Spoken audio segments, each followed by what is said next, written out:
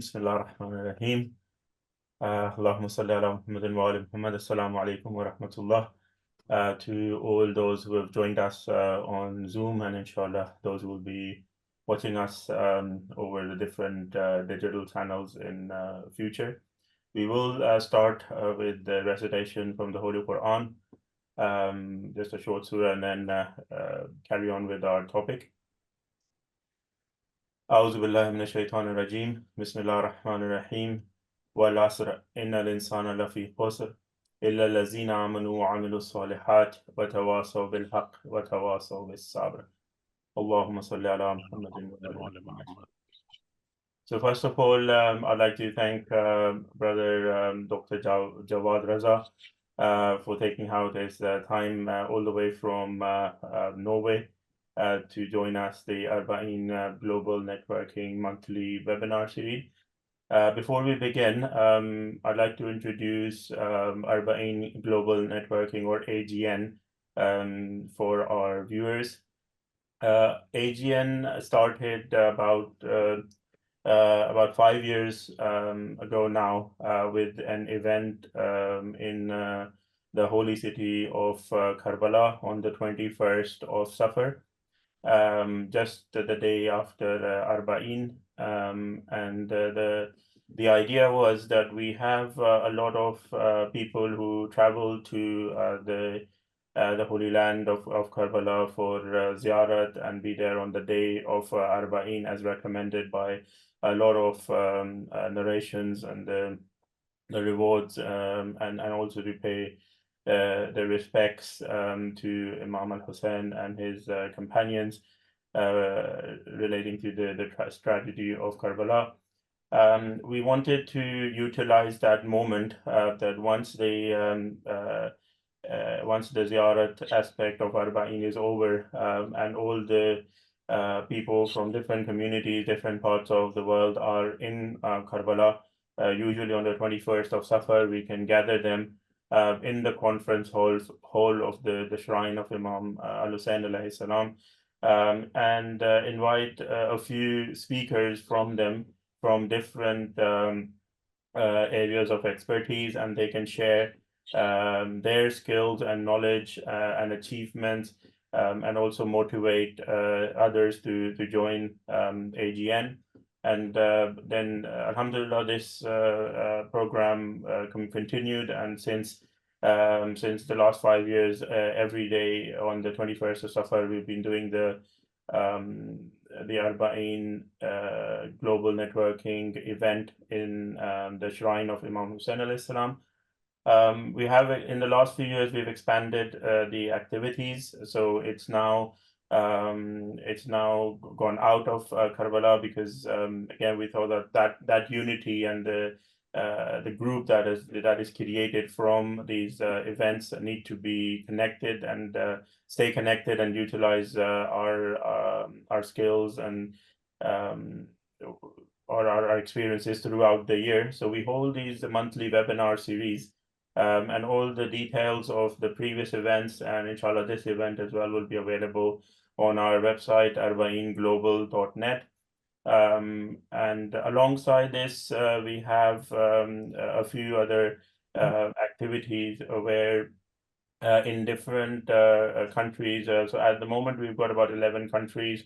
They have ambassadors, and whatever we do locally, as it started in London, we are now replicating that across the world, and we are working with these individuals or the ambassadors to create the same kind of unity and same kind of connection between organizations and individuals and in their own respective countries.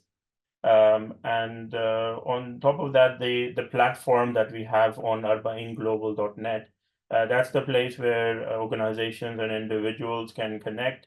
They can create an account over there, which will put up their profile. It's like a LinkedIn type of concept. And if you need to find a charity or an organization who has medical expertise or technology expertise or fintech expertise or any other expertise for that matter, or an individual who is an expert in their field or able to offer some services, and inshallah you can connect from that platform.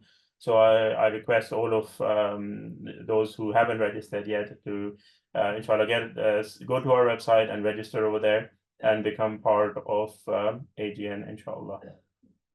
So today's program is part of the monthly series, as I mentioned, and we've had different speakers in the past, but today we're very grateful and honored and thank Allah subhanahu wa ta'ala for this opportunity and the Imam of our time to have Brother Dr. Jawad Raza from Norway joining us.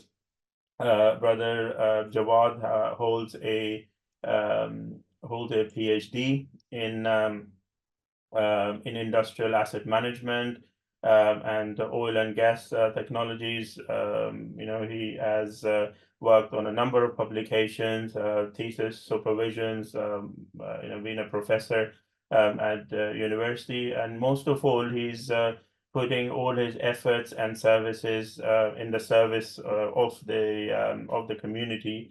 And the discussions we've had so far with the Norwegian community, alhamdulillah, they're very united, very capable individuals, and we are hoping that we as AGN work with them to create that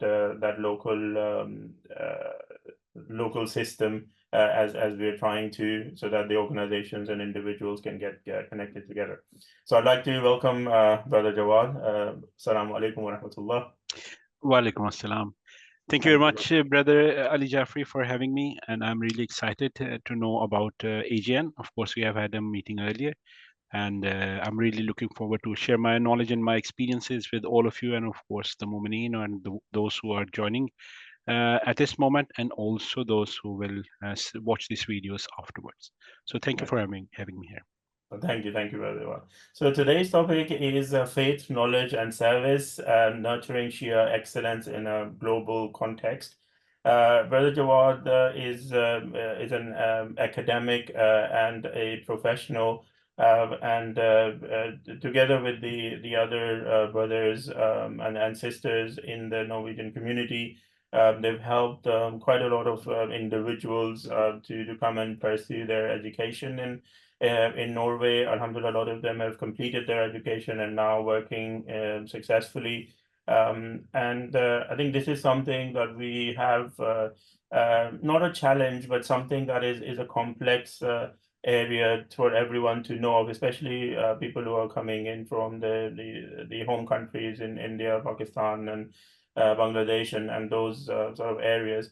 So today we'll be just talking a little bit about guidance for those students, the challenges that they may face, and also once they are nearing their finishing their education, how do they go about just selecting their careers and then be successful in their careers, in terms of self-development as well, because we were just talking about the ethical side of your work. When you are working, rather than just be totally involved in serving organizations, you can give something back to your communities as well. So how do we look into that? And Brother Jawad's own journey too in that sense. So Brother Jawad, I'd just like to start off with asking, and from your experience, what do you think are these some of the challenges that international or even Muslim students face when they come abroad to countries like Norway? Thank you very much for the introduction as well, Jaffri, brother. Yes, I can speak a lot about based on my own experience, because I went the same journey. I completed my bachelor from Pakistan, and then I moved to Denmark first to pursue my master's studies. So 2 years in Denmark, and also 2 years of job search. So I have a bit of bitter experience that most students have to go through is searching for job. So I have learned quite a lot during that time as well, when I was myself as a student came here. The first and foremost thing that I see is the culture. It's a new culture. I heard about cultural shock. I did not know what it is. And I think most of the students that come from from those parts of the region that you mentioned about Pakistan, India, or Bangladesh. They're not very fully aware of what they're going to expect when they start pursuing their career in foreign country like Norway or Scandinavia. Uh, there is also a challenge about balancing economy and studies. Because when you are here, not all of us, unfortunately, are privileged to have enough expenses that they can just get money from home and then spend it and then focus on studies. So that's where I've seen many practical examples that students who fell into that kind of you can say a trap, that they went when they came here, they started working and they were dragged away by the working, and they compromised their studies. That's one of the things I think, also an advice, that keep a balance, because you are investing in your future. Maybe you are here for 1.5 years or 2 years. You can leave studies aside. You can go earn money. You can have some money in these 2 years, but the education 2 years that you invest in being abroad will keep you for the rest of your life, not the money that you earn in the 2 years of life. So important is that focus on studies. That's very, very important for all of us who go through that journey. Not thinking of that I will have a career here, not thinking about that I will make money here, not thinking about I will be a boss here. No, the important thing is that when you're here to study, to learn, then your objective should be learn as much as you can. I've seen, and that's a very obvious example, the students who excel in their study in the field, they are the ones who get the jobs first, who gets the best positions, who get the best jobs.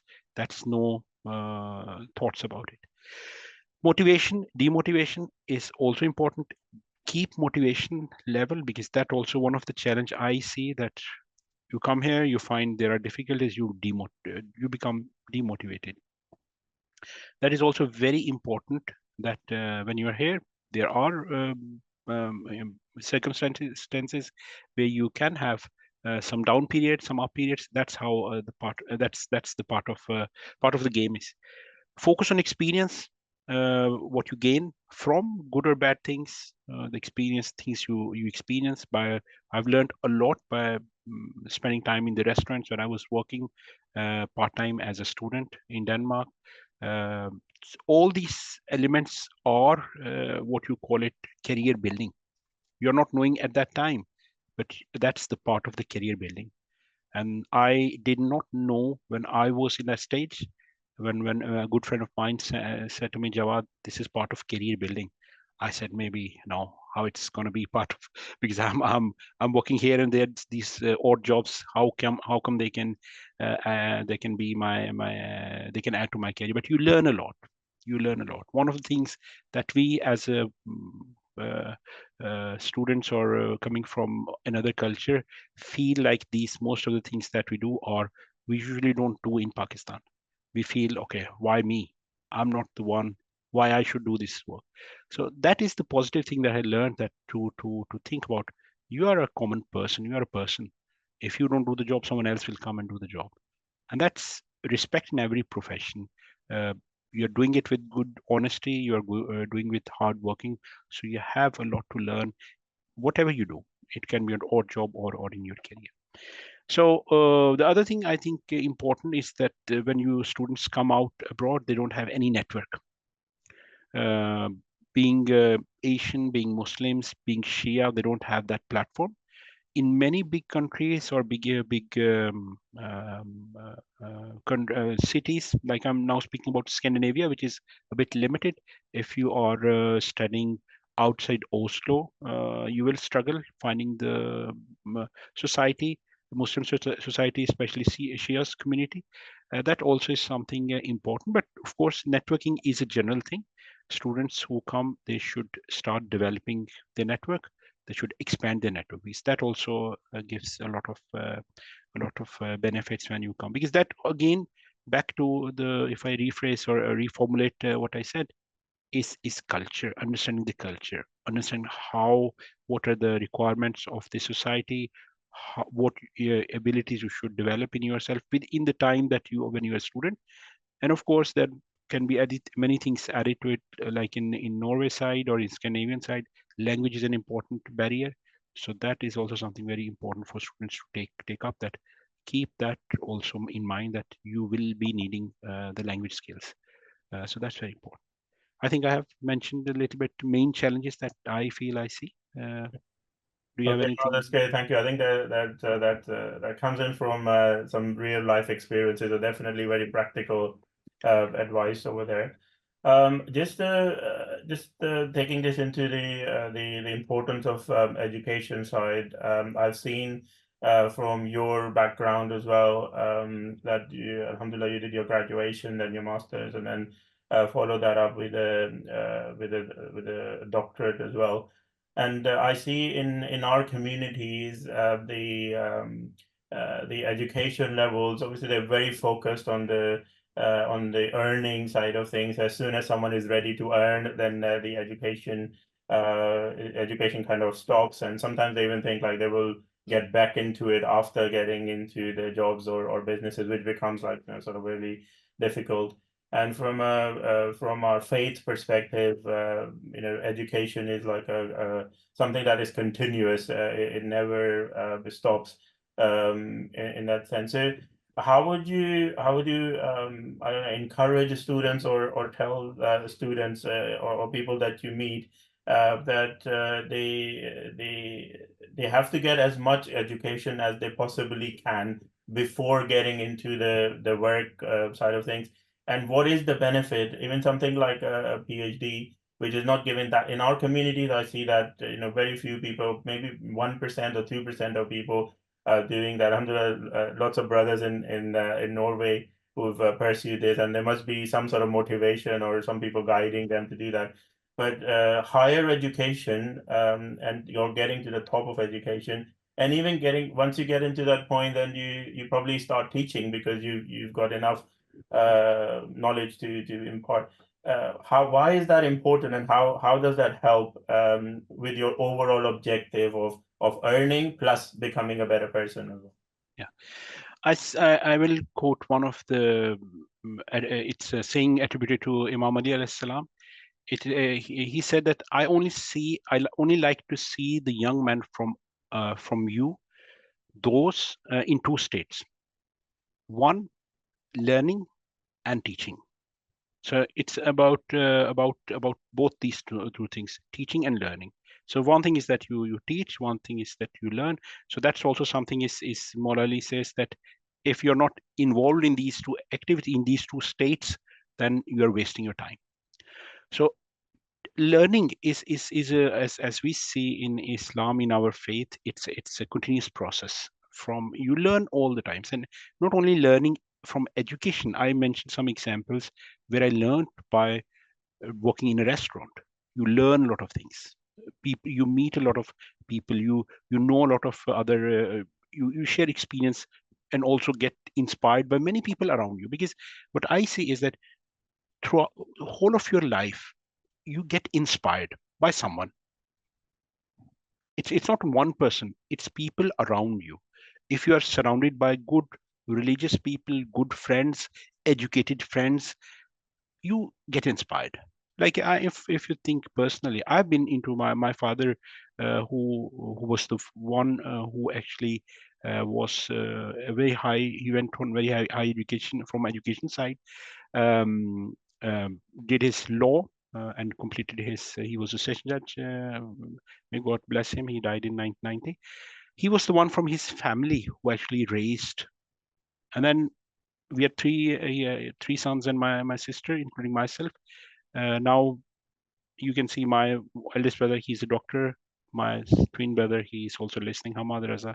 He is also a master's. He's working here.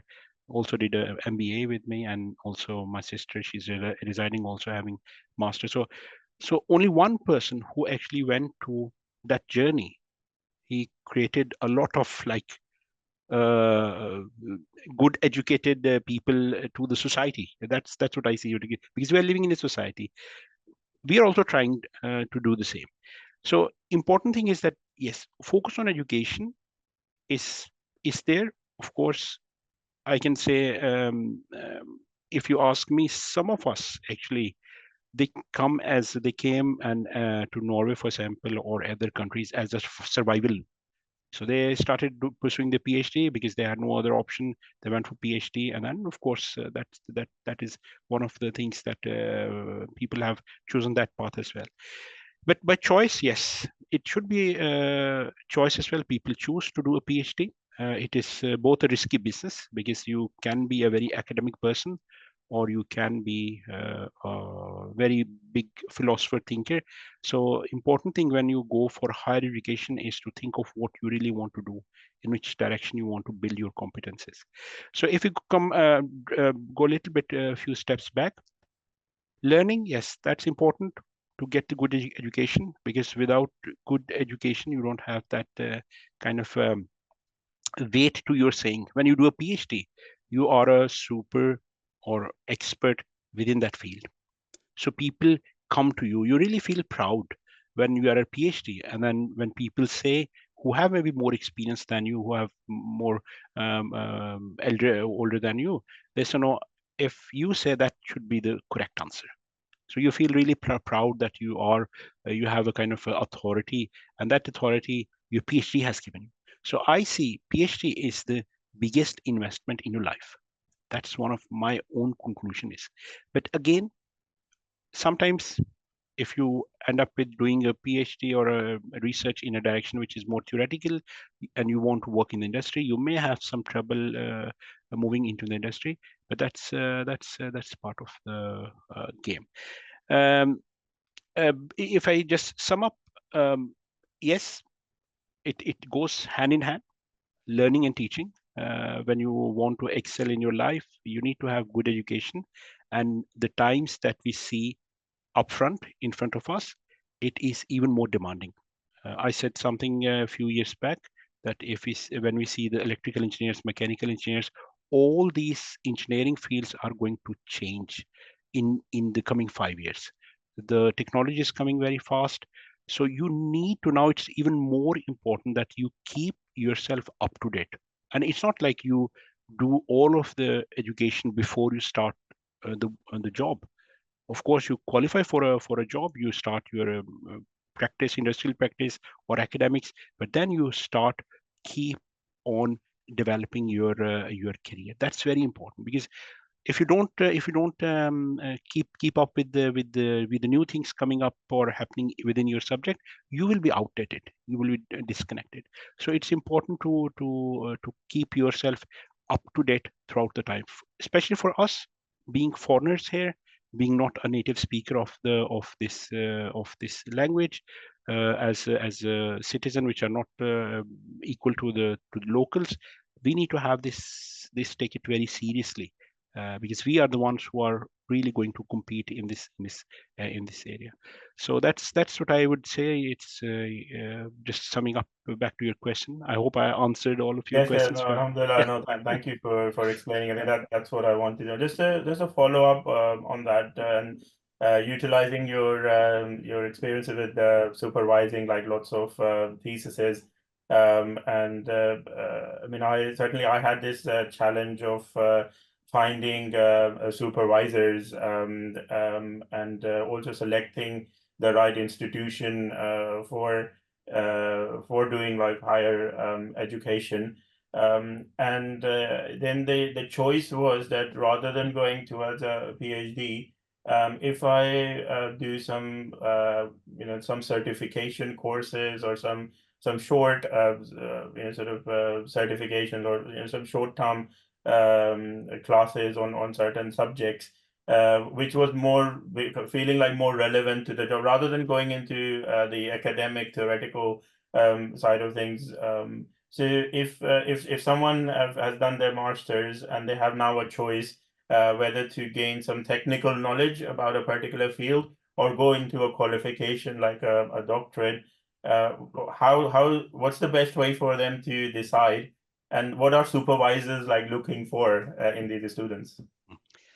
yeah, very very good question. I should say. And I say it actually, what you mentioned, I say to young engineers, first thing first, when you start your career, you need to build strong technical expertise. So you need to have strong technical expertise, and that comes from experience, that comes from certifications. So you need to really understand the field. Wherever field you are working, mechanical engineer, electrical engineer, the first few years you need to really be strong in your field. Once you've mastered your field, then of course you can consider for, like when I was doing I did my PhD, started in the job in 2009. In 2000, I think 14, yeah, 14, yeah, almost 14. I started an MBA after 4 or 5 years of my um technical work. When I was working more into the technical side, I thought of looking into the business side, and that helped me. And then in 2022, I had 1 year course in the law just to get to know the law perspective associated with the business. But the main thing is that once you're technically strong, then you can choose. Then you can do a better choice. Okay, what I really want to know. My example is, after technical side, I said, okay, I know enough about technical. I have already PhD. I have 5, 6 years experience. I want to maybe know a little bit about business, the strategies, where it is coming from, how this business world functions. I went into that line. I could have gone into other directions as well if I don't have a PhD. Same decision you can make if you have worked a few years in the industry, you are technically strong, you can go into research.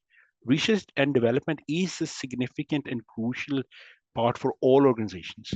Now Norwegian industry is looking for moving from oil and gas to other industries, and that is a very big challenge that industry face. Okay, where are the opportunities? And that does not come by just like go here or go there. You need to have some sort of research and development, innovation. You need to do a lot of feasibility, and many industries and companies are focusing on that side.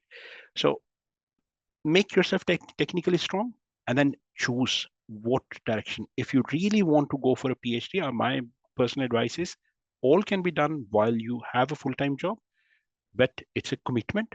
It's a strong commitment, but it's a very big honor as well, which is waiting for you on the other hand.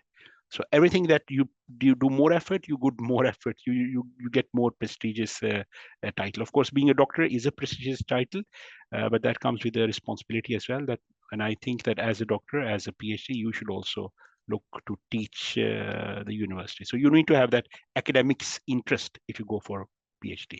Otherwise, technically strong, that's important. Continuously improving yourself, that's very important.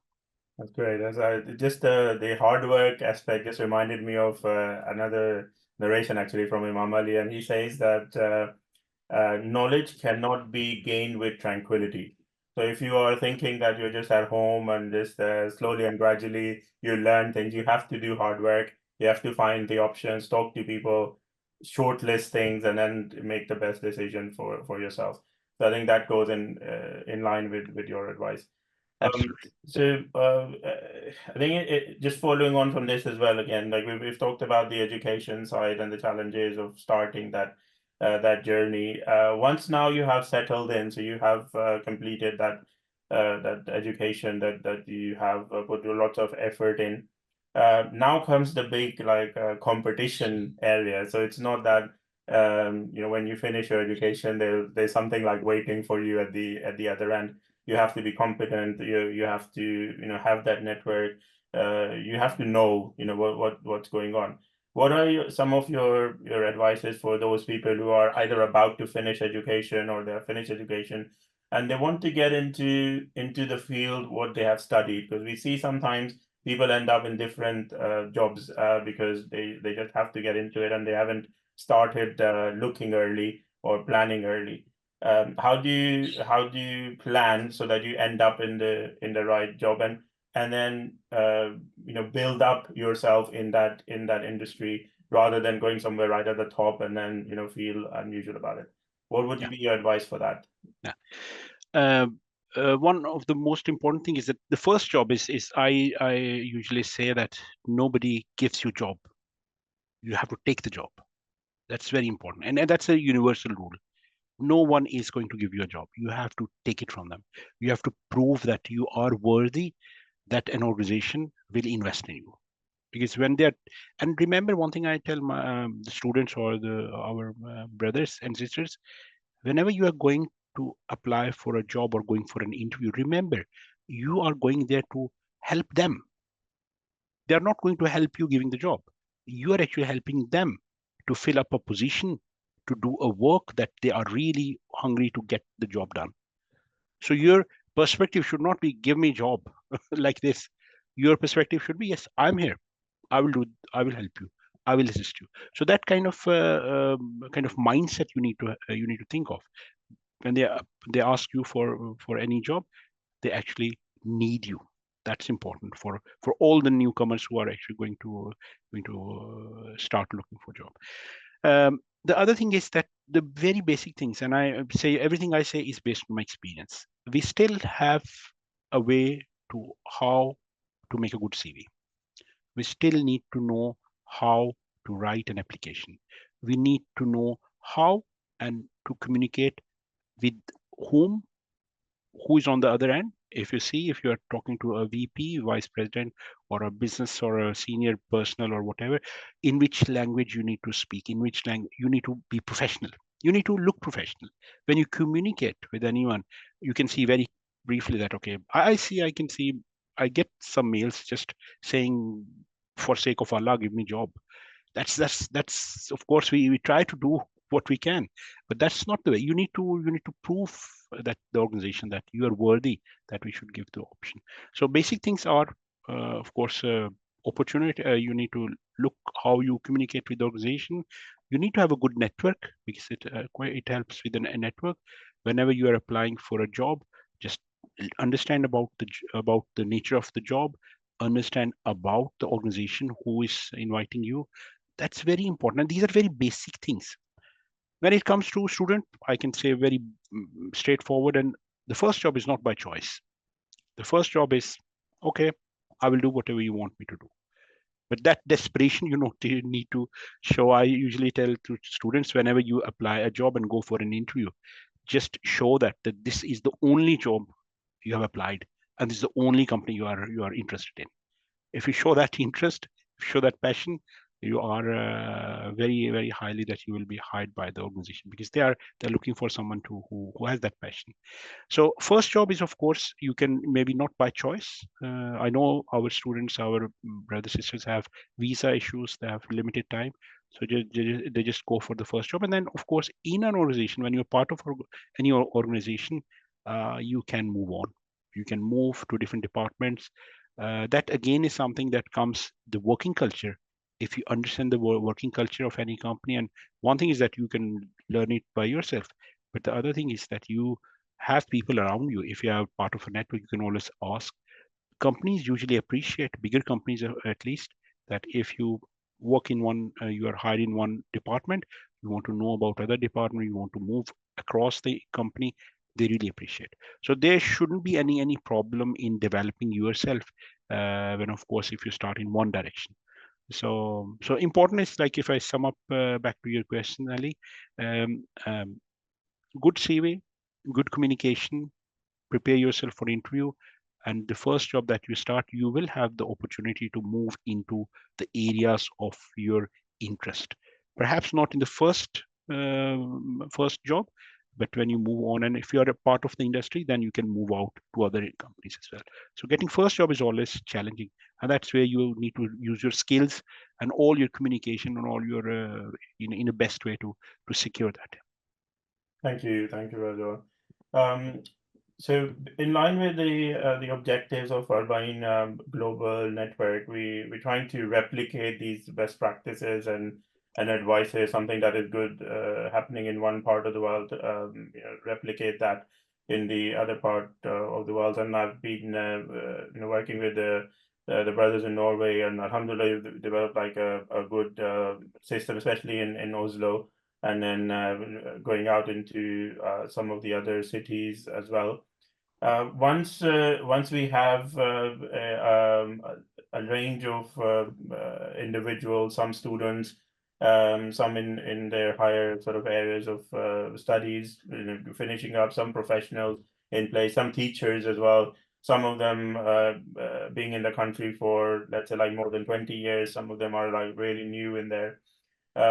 What was the motivation of thinking of getting all these people together in that community spirit? And especially like when you say that the network is needed, you're not just saying that go and find a network, you're actually creating a network, and you're identifying individuals who are ready to help, like genuinely want that person to succeed and share their own sort of experiences.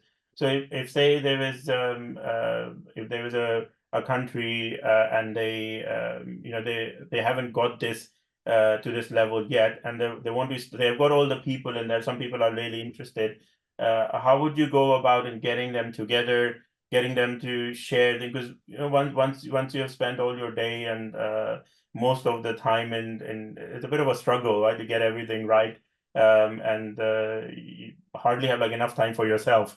So, making time for the community, making time to help others, and then see them succeed. How did you guys get up to this point? And again, like, what advice would you give others to create this type of a very friendly, brotherly, genuinely helping community? Yeah, I would like to start saying that it's a miracle of Imam Hussain alayhi salam. That's no doubt about it. Back in 2020, we thought of like we were getting together some of the Momineen, Shia brothers, sisters, families. Thought of let's start doing ourselves, start making a community or getting together, having Muharram Majales or Milad and all these things, ceremonies together. And that's where it started. But I would say that how it goes and what you plan and what it becomes, it's a special blessing, and that's the, as I mentioned, blessing of Hazrat Imam Hussain alayhi salam, that his when we say his name and remember him, that's where you actually you get help from, especially from Imam Hussain alayhi salam, and of course Allah subhanahu wa ta'ala. Important, yes, importance is that, of course, if in this community in Stavanger, the southwest region of Norway, we have a lot of Pakistani community, a very large Pakistani, quite handsome amount of Pakistani community, 2-3 mosques here. And yeah, we have been to their places, we have been there. Before we started making our own, we were involved in some of the events they usually invite us, and we used to go there sometimes here and there. We didn't had our own platform, our Shia platform, and we never had that much number of Shia people as well. But when we started in 2020, when we started, we said let's take it up and let's start working out our own community. And that, as I mentioned, miraculously, it became a quite a handsome number. We received quite many students in our network. First thing we started with to networking, that how we can make a network that we can attract people. One of the very early questions were that, and based on personal experience, whenever a new student comes in, if Shia or Sunni, they go on the internet, they go on YouTube, they try to find out if they're in Azadari in Stavanger, if they have any Imam Hussain, Hussainiya in Stavanger. These are the words that they search on the internet. So we did some work on the internet, making ourselves a little bit more prominent, so that if there are new people coming up, they would get along in our network. And also we may used WhatsApp, and the good thing was that I myself have one foot in the university, one foot in the industry. I have been working now 15-16 years in the industry, so I have quite a big network there. And then we had many other brothers and sisters who came and started working. They also had their networks. So we try to make this word within our networks. First thing is to get hold of all of the people. And we have spoken with many people also, those who are Shia or those who are non-Shia, called them, invited them, included them in our WhatsApp group, and try to make them make us a community. And that took some time, but as I mentioned, this zikr, this hold us together. Wherever we are, how many we are, when time comes, all of us become together. And then one aspect of this is also thinking from the world side. It's an organization that has to take some decisions, that needs to manage the tasks, that need to deliver the services. As I see from my point, is Hadria Stavanger, the network that we have for Shia Mu'minin, is delivering services, which is for Imam Hussain al-Islam, but it has an obligation, or it has a duty of. So we need to have a management, we need to have organization, we need to have finances, so everything that we need around it. Then we started on our own. We made a fund. We have two funds that we made, for one for the current expenses, and then another for future buying our own land, which is alhamdulillah, we are generating some money there as well. All of us together without any external help. You need people engaged, you need a good management team, you need a good decision maker. That's very important for any organization to survive. And of course, we all of us are servants, all of us are doing duty.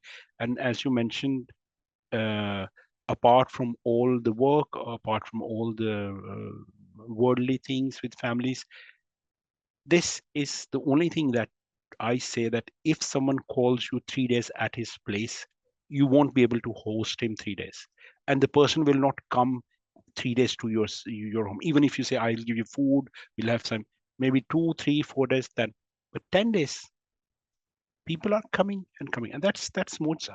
That's not nothing other than Moza. So people are engaged. Alhamdulillah, we have a very good community. We are trying to keep it as a family. I call it a Hadria family, and many of the members are, I think, listening to me, and they will also confirm it that it is a family. And we're trying to keep all of us together. All of us are stakeholders. All of us are trying to build this community. It's not one person job. It's not a single man job. Alhamdulillah, alhamdulillah. I think I'm just thinking. I think when you do something with ikhlas, sincerity, then the Imam of our time, like he acknowledges that, inshallah, like he's helping us all, and with the blessings of Allah Subhanahu wa Taala, things happen that we don't like sort of perceive. So yeah, may Allah sort of give you more strength to continue serving as many people as possible. I had some other questions, but we've got some questions from the from our participants, so I'd like to just go into that.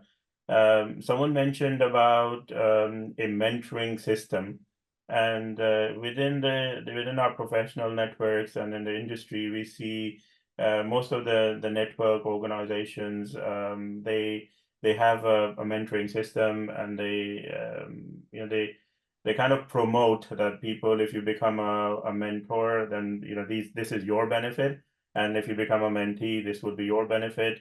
And if that relationship continues, both of them benefit, and then together the community benefit.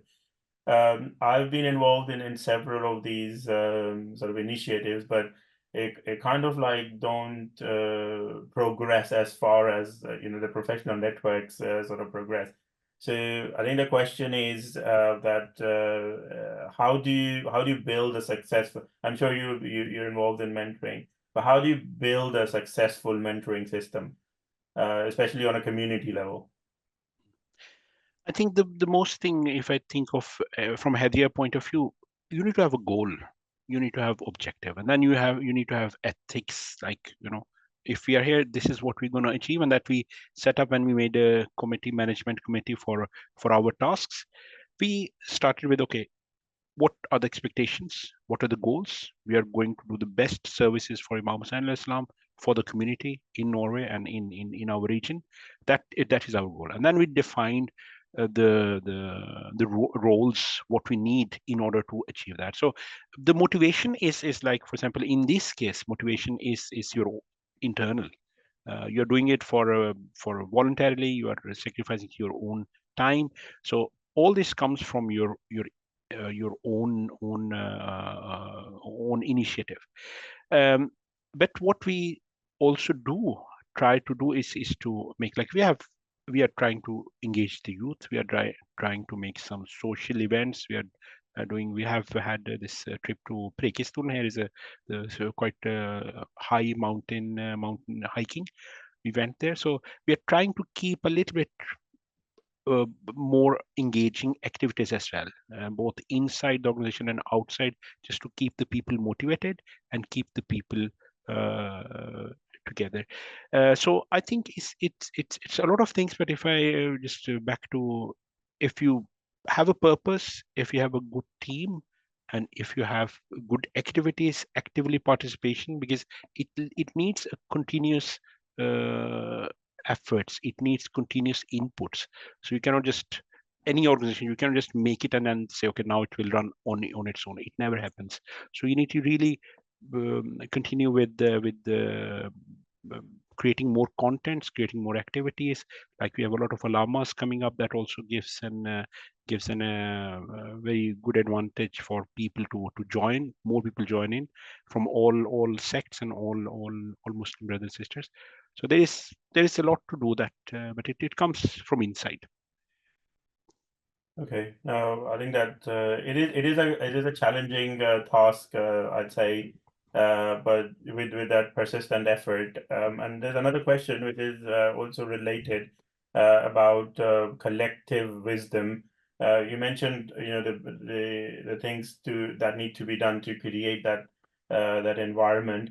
But have you guys done any research, like specifically applying your the acquired knowledge and from the maybe the research methodology, like what is needed in the community, and then based on that develop some solutions, or has this been more of an organic journey so far? So do you have, when you say like these are the issues, is there some data to back that up, or because these are common issues, common risks, you address them like that? Yeah, and we didn't do a direct research, but we have a draft of our what do you call it, the Manshur, or the objectives, what we are, and that's more or less in the, because we have other communities, so we have a network with other communities as well, other association. We have also received some of the manifesto from them as well, and these are similar, because they are in Norway, in Oslo, and around. So we know. So we are kind of using some of the points that they have also have on their agenda, because these are the challenges that we are aware of, and so we're using them as a reference. We haven't done any research of our own, but we are a young organization. So the plan is that we will do some specific research, or maybe some specific things that we need to highlight on. There was a suggestion about the topics that we choose for our reciters who come and address our Hadria. We can give them some topics that we think are important to emphasize. So there is some thought process going on, but we are still a young organization, so we haven't really done any big research in that area.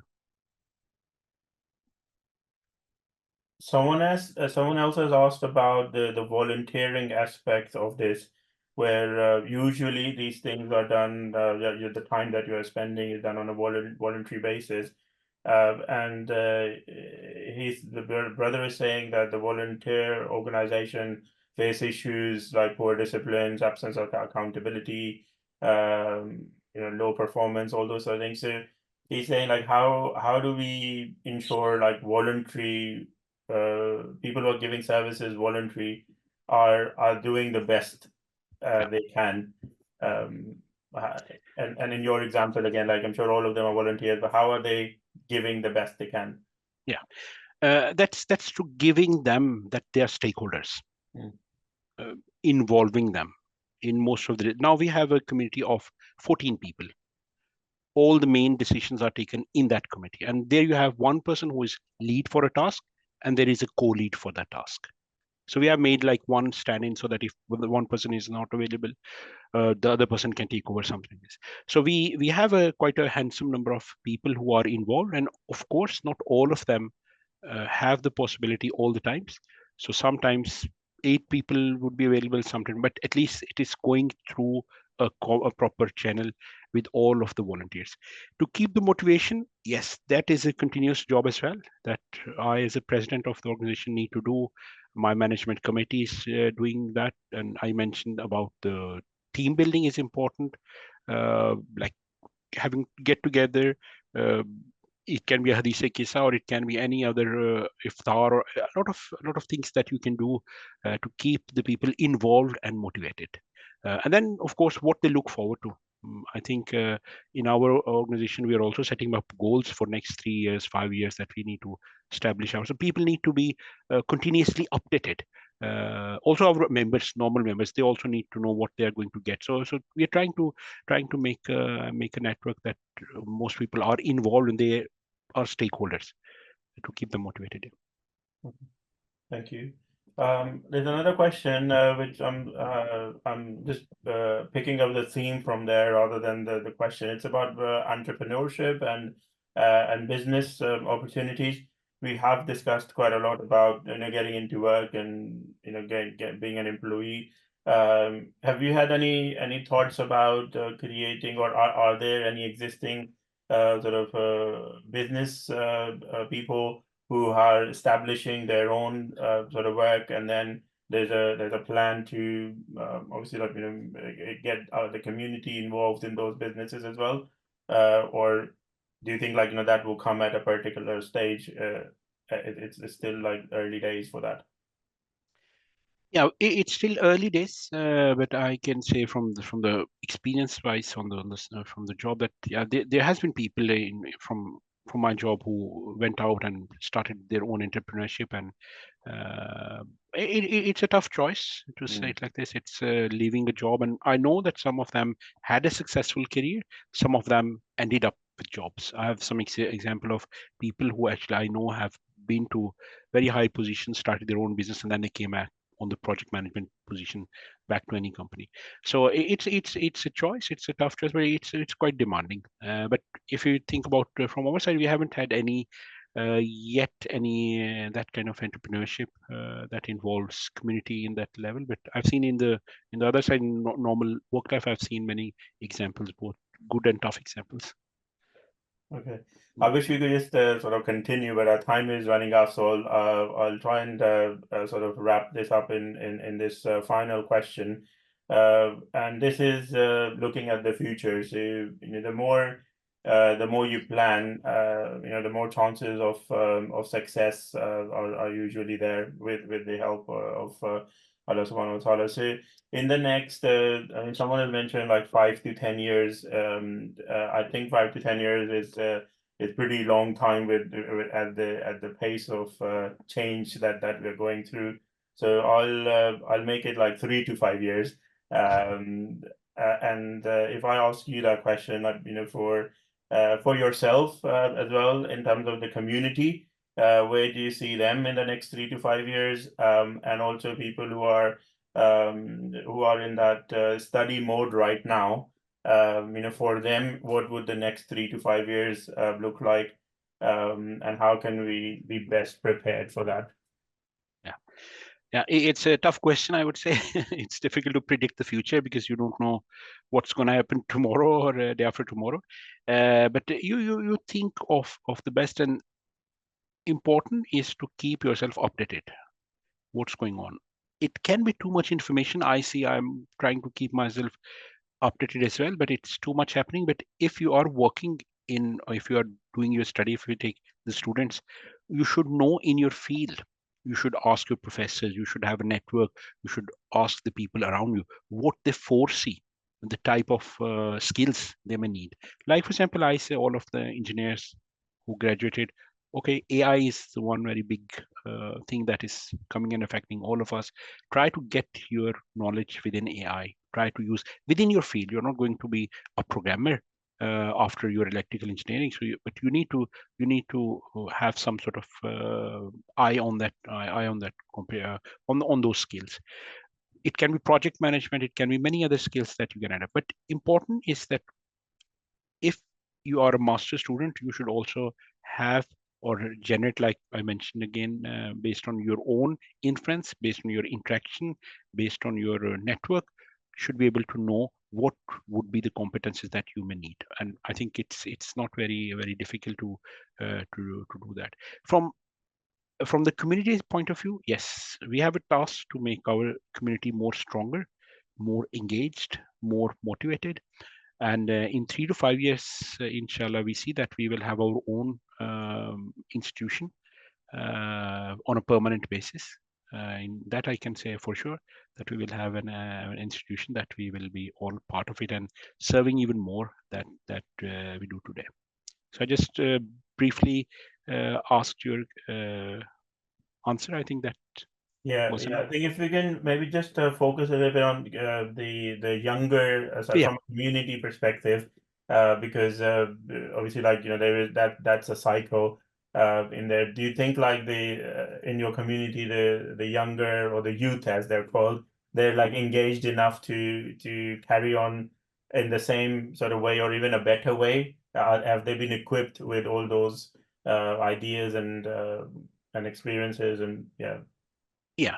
That is our duty that we try to, because all the next generation, if I see my forefathers, I feel I have a better place than them.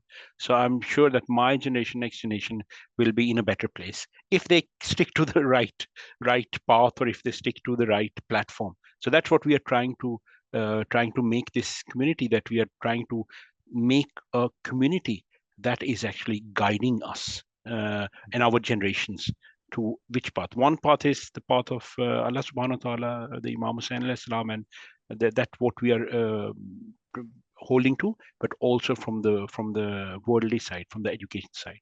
So I think if you are part of a good community where you are surrounded by educated people, where you have a lot of examples, I'm sure that you will end up doing good in the life. And of course, we have a continuous job to motivate them, to engage our youth, and to guide them to select the professions. I have my own daughters.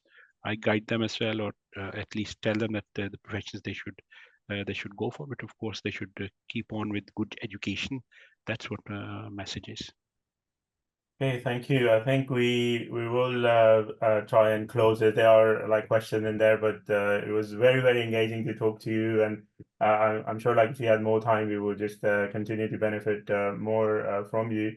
But Sure. I think whatever you said is it falls exactly in line with the perspectives and principles of Arbaeen global networking.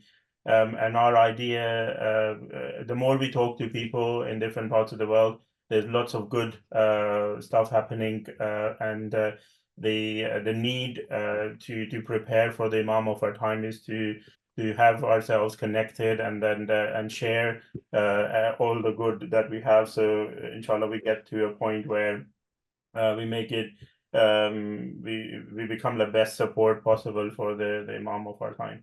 So we'll end with that prayer that may Allah subhanahu wa ta'ala give a lot of tawfiq to the community in Norway, and also for the rest of the people who are engaged with this webinar, that they can benefit, inshallah. But that's also a tawfiq. We hear quite a lot of good things, but sometimes we're not able to apply them in our lives.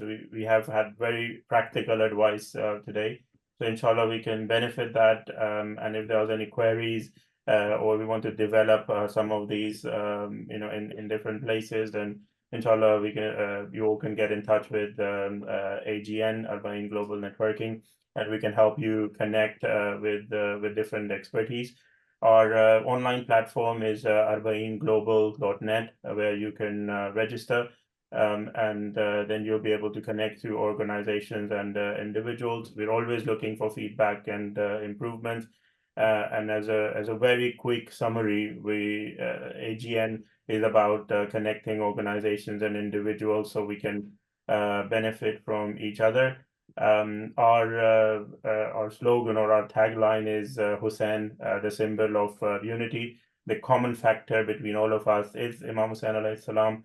Arbaeen Global Networking is linked to Arbaeen, the 20th of Safar, where everyone comes to one small place and see all the miracles of unity and brotherhood and sisterhood as well. So in the name of Imam Hussain alayhi salam, inshallah, we can stay united until reappearance of the 12th Imam. We thank all of you for joining.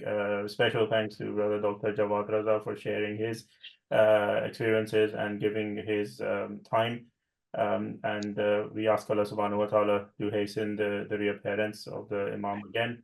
Allahumma salli ala Muhammadin wa ala Muhammad, and Allahumma ajil li waliyika al-faraj. Thank you, Brother Jawad. Jazakallah. Thank you for having me here. Allahumma salli ala Muhammad.